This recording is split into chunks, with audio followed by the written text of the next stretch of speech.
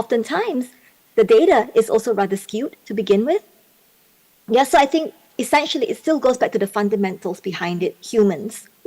How do we educate? How do we actually teach the youth? How do we actually make ourselves aware or be a bit more cautious and practice discernment in understanding that every piece of information that we have here, we need to think for ourselves, you know, and learn from both sides in two sides of the coin and make your own decisions of which matter do you want to take a stand on. Because what we are seeing today is when brands start going on this whole, fantastic movement of their socio-political movements, consumers buy into that. Yeah, and you see a lot of companies right now backing down. Sometimes, even though they're correct, they still back down to try to apologize and appease the crowd. Is that healthy? I personally think it's very unhealthy. Should not be the case. People should be allowed to have differences of opinion. We talk about, diversity, right? And diversity to me should never be only about race and religion and gender. I think more importantly, if not the most important diversity, is the celebration of diversity of thought. Because people should be allowed to have differences of opinion as long as they are able to be matured enough to discuss the differences and try to understand. You don't have to agree, but try to understand where which other comes from. Yeah. And I think that's more important than anything else. But again, like I said, when we bring this into context with political consumerism, what we're seeing is a lot of consumers take one side or the other, and these positions that they take are basically only in line with what they actually believe in. And lastly, the challenges moving forward. I'm sorry, I've got to cut this short as well because I've got to run off for another meeting. But one of the core challenges is obviously misinformation and fake news that I've briefly touched on, but I did not label it as such, as well as the manipulation that happens. Because again, oftentimes, like I said with Nike, they don't really believe in what they're actually telling you they stand for. Because if you look at history, Nike changes their stance quite a lot and they cover almost everything. If we talk about companies and brands that want to show that they care about specific socio-political or environmental social justice issues, the only example I can think of that's done pretty remarkable for themselves would be people like Patagonia or even Save the Duck, because they stay firm in what they believe in, which is the environment, and they don't jump on any other gender or any other woke sort of ideology that comes along and becomes popular overnight. We also have to be very, very careful of one of the key challenges from the use of social media in terms of course, how it impacts consumers is cancel culture. We talk about how people, and we see that time and time again, where if someone doesn't agree with somebody else on social media, the amount of online aggression, yeah, the amount of doxing that happens, which is really very, very unhealthy. And it does not encourage any form of healthy dialogue. It doesn't encourage any form of sharing and growing together. And at the same time, this also, and I think if I go back into looking at how generative AI tools such as ChatGPT is done, and I think there are articles out there on how almost all the algorithms that we see for social media, all the algorithms that we see for generative AI and everything else, they are all essentially quite biased in a certain sense. Right. And again, we talk about sources and data sources and all that. We need to always take a step back and ask ourselves, how objective is this source? We have data, we have numbers, but sometimes it's not that difficult to spin a story out of numbers because numbers just tell you this much. But the person behind the pen or behind the keyboard is the one that actually injects their elements of their own values into things and how they want to get or how they want to manipulate consumer reaction into getting some form of response or towards the type of response that actually they are more interested in. Okay, and with that, I apologize for making this really short, but I would encourage for those of you who are interested into looking at how social media actually affects consumers, take a look at all the different campaigns that have been going on. And then not just look at, okay, company A did this campaign, yay, it's successful in terms of dollars and cents. I think that's what the companies want, and yeah, fine. But from a consumer perspective, understand, first of all, what is the background of this, this specific socio-political issue. it's something that probably in most cases these issues did not start yesterday. They started for a very, very long time. We go back into history. It's always better to go back into that, read everything so that you can make an informed decision instead of just, simplifying. I know life is busy, everyone's busy, but when we just depend on social media or brands to tell us how to think, then we kind of reach a phase or stage in life when we have to take a break and ask ourselves, is this how we want to function as humans, to just listen without making our own decisions by ourselves through the absorption of different forms of information, and making sure that the younger generation, we talk about education, that we're educating them the right way. Because otherwise, 50 or 30 years from now, we're going to have a bigger problem where the young generation who have now grown up by then and governed the world, they would be thinking everything on the social media, it's fine to use. All companies are doing the right thing. There's only one narrative and one single narrative of how things should be like, which is really very dangerous as well. So it's food for thought. I know that people think that, oh, it's consumer, it's marketing, it's got nothing to do with daily life. Yes, it does. Because I'm not talking about helping companies make money. Good for them, they make money. But at the end of the day, how does that impact the human population as a whole in terms of our thinking, in terms of our behavior, in terms of our online consumption, and how we translate online to offline? Because it's not just online aggression. Bear in mind, it's not just online aggression. We don't like someone, or don't like some issue that a company is giving us, we dox them, we go aggressive online, and then offline we're completely different. Because sometimes, yes, it happens, but oftentimes, again, you're going to see, like in the States, what happens is students have shown such propensity online, and they will be taking it offline as well. And again, we've got to ask ourselves, at what point is enough before we actually stop and not go with the flow of too much technology and getting overwhelmed and going, wow, technology is great. It's great, but it's only great if we know how to take a break and understand the underlying concerns and deal with it first before it gets even worse. Yep. And with that, thank you very much. I wish all of you enjoy the rest of the conference. And yep, over to you.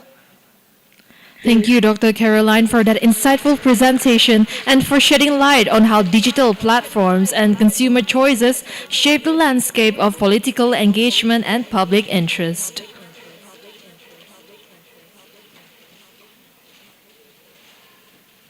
Now,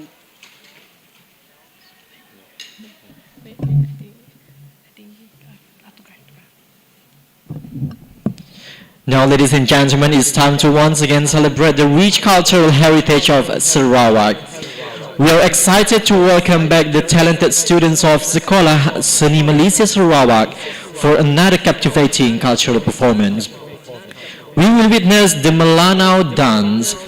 This Melanau dance reflects the way of life of the Melanau people who reside along the coastal regions of Sarawak. It symbolizes the menyak process, a traditional method for producing sago flour, which is also referred to as say in the local dialect. Please join me in welcoming once again, ladies and gentlemen, Sekolah Seni Malaysia Sarawak.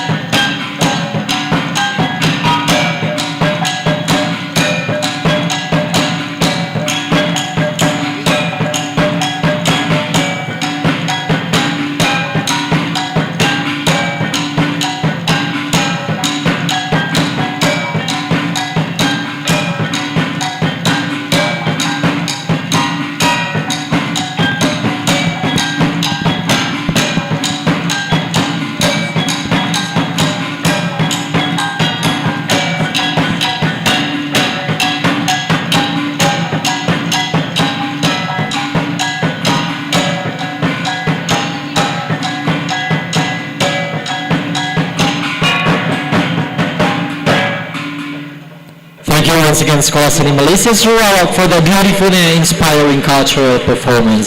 What a wonderful way to celebrate the spirit of this event. Now, as we come to the conclusion of today's program, it is my honor to invite a distinguished figure who has played a pivotal role in promoting education, culture, and information literacy in Malaysia and beyond. Although she couldn't join us in person, she has kindly prepared a video message to share her closing remarks.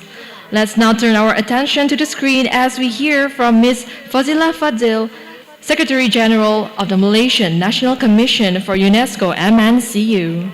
Please welcome.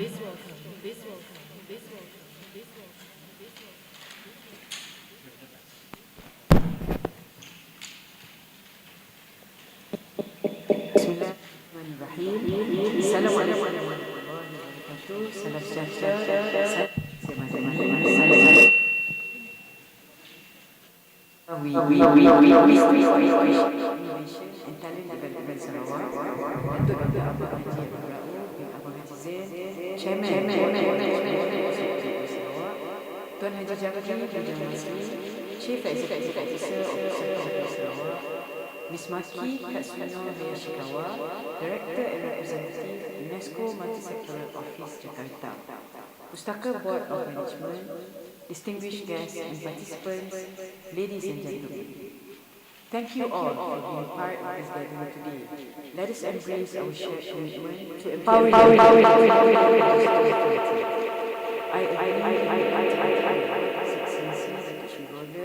Tuan Haji Jafri and Ms. Maki have elaborated concerning media and the theme, the new digital frontiers of information, media and information literacy for public information is relevant in today's global and domestic context. Ladies and gentlemen, Malaysia has invested several initiatives in safeguarding our communities in the digital frontier from disinformation without compromising our freedom of speech, such as implementing professional ethical media regulation through the establishment of the Malaysian Media Council, enhancing fact-checking capabilities among its citizens, establishing a special task force for sensitive topics involving race, religion and unity, and promoting responsible digital citizenship among the public for safe and ethical internet use. These also align with UNESCO's Media and Information Literacy Initiative, which aims to empower individuals with the skills to engage with information critically.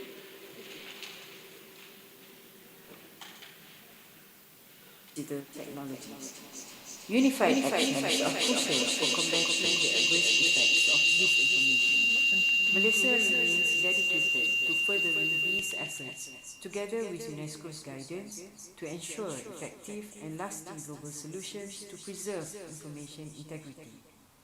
Ladies and gentlemen, to harness the potential of artificial intelligence, I would also like to bring your attention to Malaysia's aspiration towards AI leadership, where we have launched the AI Talent Roadmap for Malaysia 2024-2030 and the Malaysia Artificial Intelligence Consortium, or MAIC, as a concrete pathway towards AI advancement.